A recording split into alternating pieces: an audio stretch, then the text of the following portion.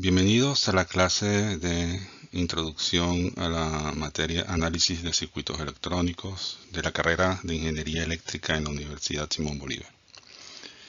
Mi nombre es Manuel Rivas y yo soy el profesor asignado a esta materia.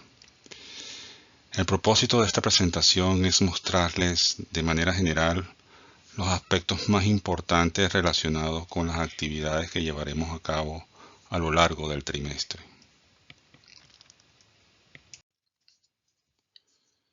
En esta presentación trataremos los siguientes aspectos. Primero haré una breve presentación personal acerca de mi trayectoria profesional como ingeniero y como profesor.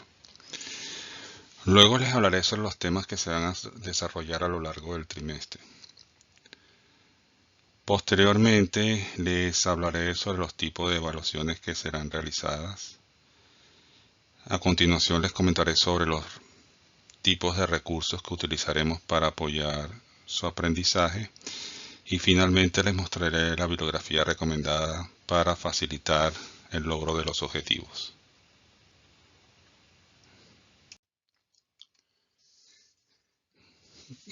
Comenzaré contándoles que soy ingeniero electrónico graduado en la Universidad Simón Bolívar en el año 1988, en donde luego fui contratado como ingeniero de soporte técnico en el centro de computación, donde me encargaba de reparar y mantener toda la estructura computacional del campus universitario. La tecnología asociada a aquella época, que eran sistemas mainframe y terminales, no existían computadoras en ese momento.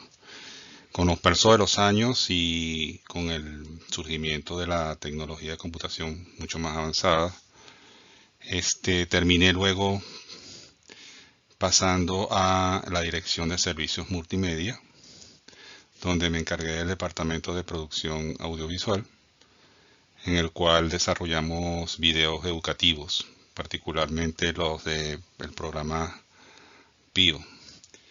Y finalmente fui designado director ejecutivo de Artevisión, encargado de los estudios de televisión y de la señal de televisión de la Universidad Simón Bolívar. Por otra parte, y en paralelo, desarrollé mi carrera como profesor asignado al Departamento de Electrónica y Circuitos, donde fui asignado a la sección de electrónica y en donde he dictado numerosos cursos de teoría y laboratorio, tanto para la carrera de ingeniería electrónica como para la carrera de ingeniería eléctrica y la carrera de ingeniería de producción. Tengo dos especializaciones, una en informática educativa y otra en gerencia de las telecomunicaciones. Actualmente no me encuentro en el país, por lo que solamente puedo ser contactado a través de la mensajería de texto usando el número telefónico que aparece en pantalla y adicionalmente a través de la dirección de correo electrónico institucional para comunicarnos con mucha más formalidad cuando sea requerido. El primer tema que trataremos será el de los amplificadores de múltiples etapas. Aquí veremos combinaciones de configuraciones básicas vistas en la materia pasada y añadiremos algunas configuraciones especiales como la cascodo, la Darlington y la diferencial. Estudiaremos también los mecanismos de polarización para estos amplificadores basados en fuentes de corriente. En la materia pasada deben haber estudiado las etapas de amplificación sencilla usando solamente un transistor y aprendieron a determinar cuál era su ganancia de voltaje, su resistencia de entrada y su resistencia de salida. Aquí el procedimiento será similar pero con un poco más de complejidad. En esta parte de la materia analizaremos la respuesta en frecuencia de un amplificador. En la materia pasada estudiamos el comportamiento de un amplificador en base a una sola frecuencia, porque estábamos en el dominio del tiempo. Ahora vamos a pasarnos al dominio de la frecuencia utilizando la transformada de Laplace y analizaremos el comportamiento de los amplificadores en base a un rango de frecuencias. Eso nos va a dar el ancho de banda de operación del mismo.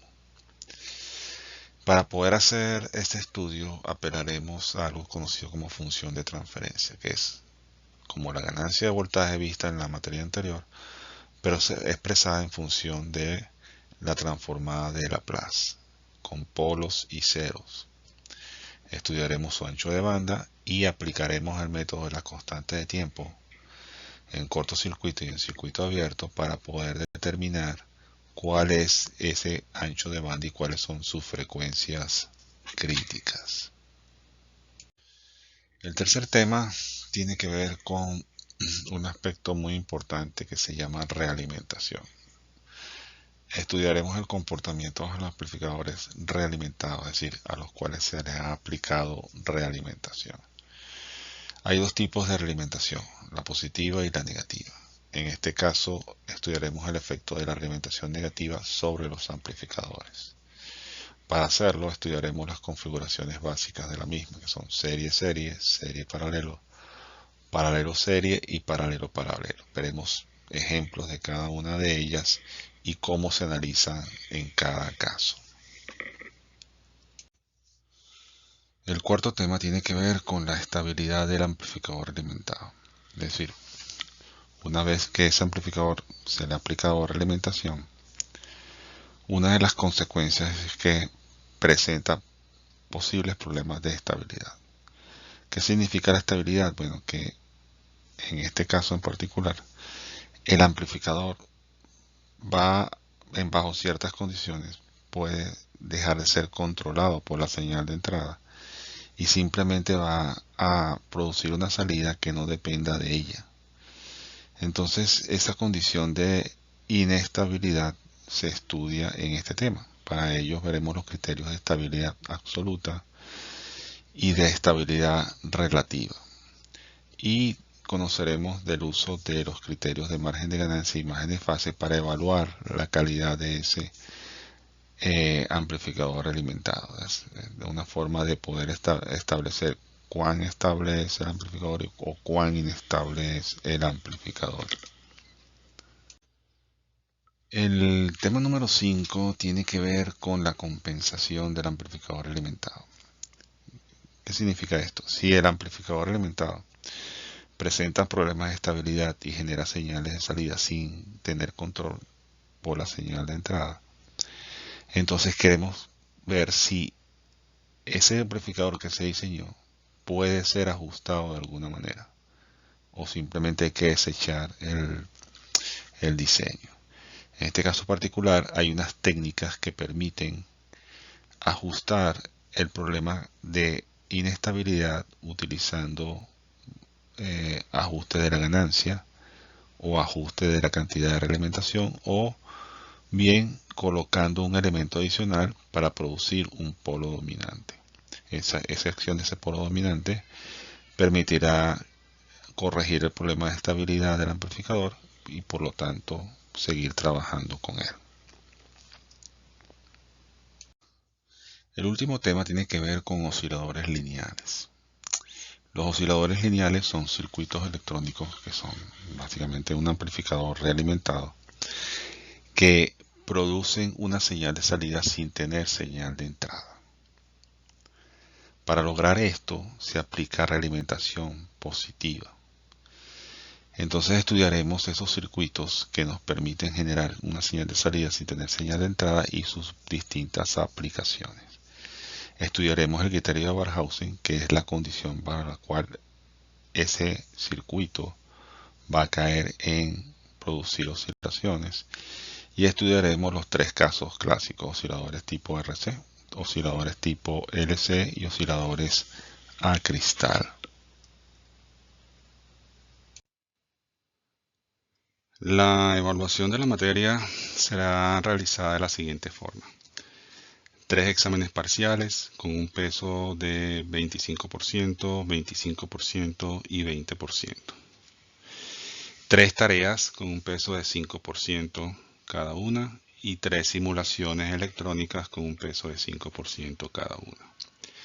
Los exámenes parciales son presenciales y serán realizados los días viernes en el horario de 9:30 am a 11:30 am en las semanas 4, 8 y 12 del trimestre en curso.